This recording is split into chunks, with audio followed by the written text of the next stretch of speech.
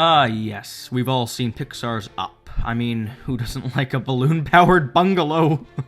Me, I hate the physics of this film. Pixar's even admitted to having greatly under-exaggerated the amount of helium used.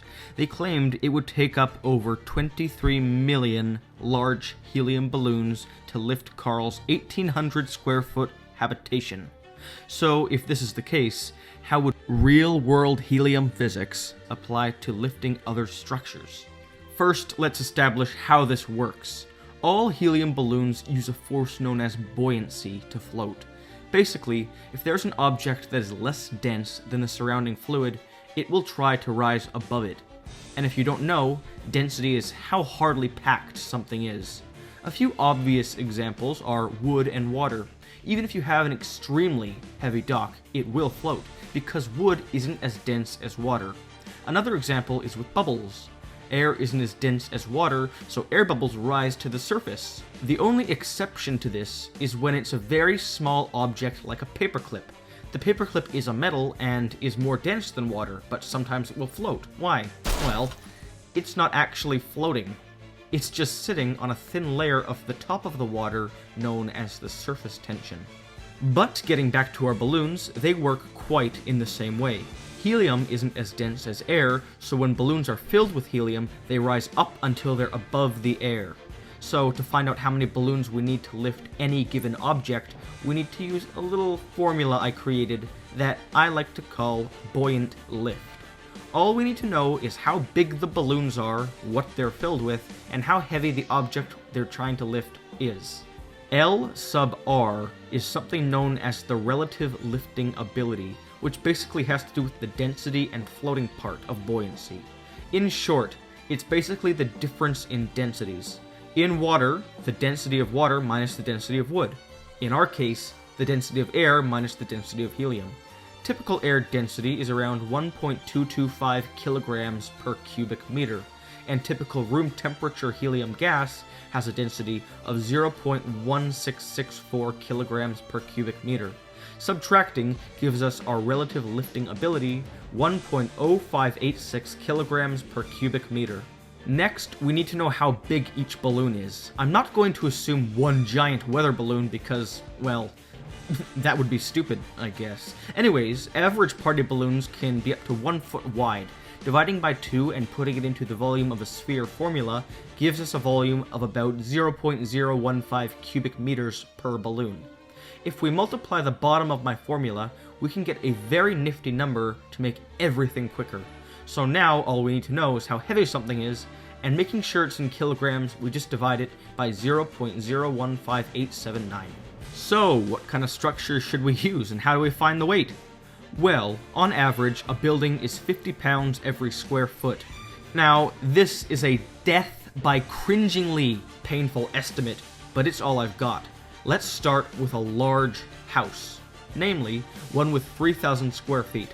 Multiply it by 50, convert to kilograms, divide by our constant, and that turns out to 4,290,000 1-foot-wide helium balloons. 4.29 million balloons will lift a large estate off the ground. But really, this is only if the house is just sitting there. This is only if it isn't attached to the ground.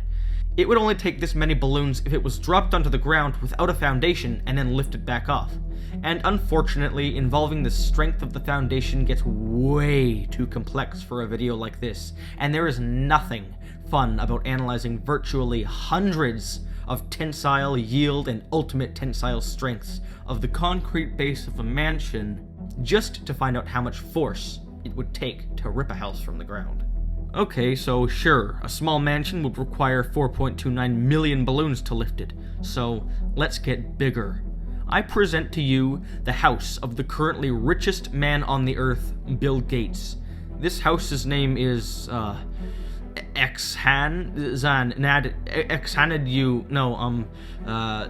Xanadu.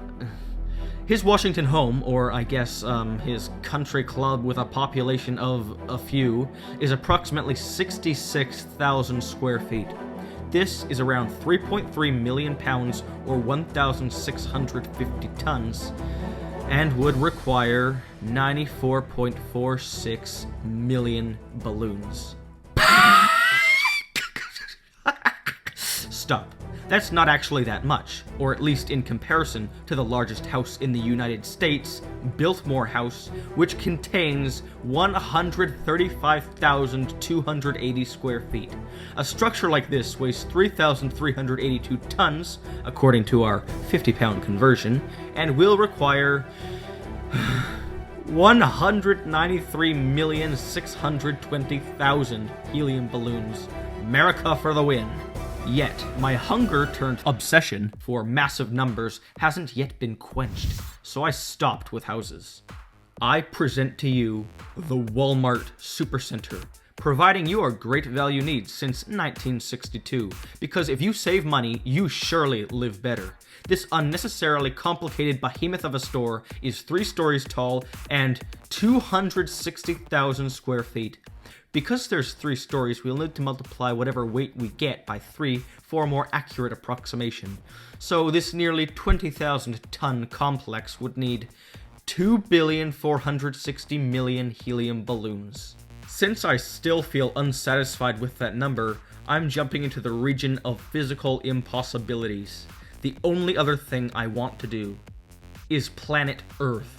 If the Earth was placed in an atmosphere big enough with the same properties as Earth's atmosphere, it would be lifted with 376 septillion balloons. That's 376,000,000,000,000,000,000,000,000,000,000,000,000. Okay, you know what? I lost track. Just read on the screen. It's ridiculous. Balloons. So Pixar's film isn't correct, but it could be. With a little more effort, I'm totally sure mankind can and will concentrate all of helium's existence on Earth into septillions of latex spheres. Please subscribe for theories every Sunday morning and Wednesday afternoon, and share. Until next time, I'm the Theorizer.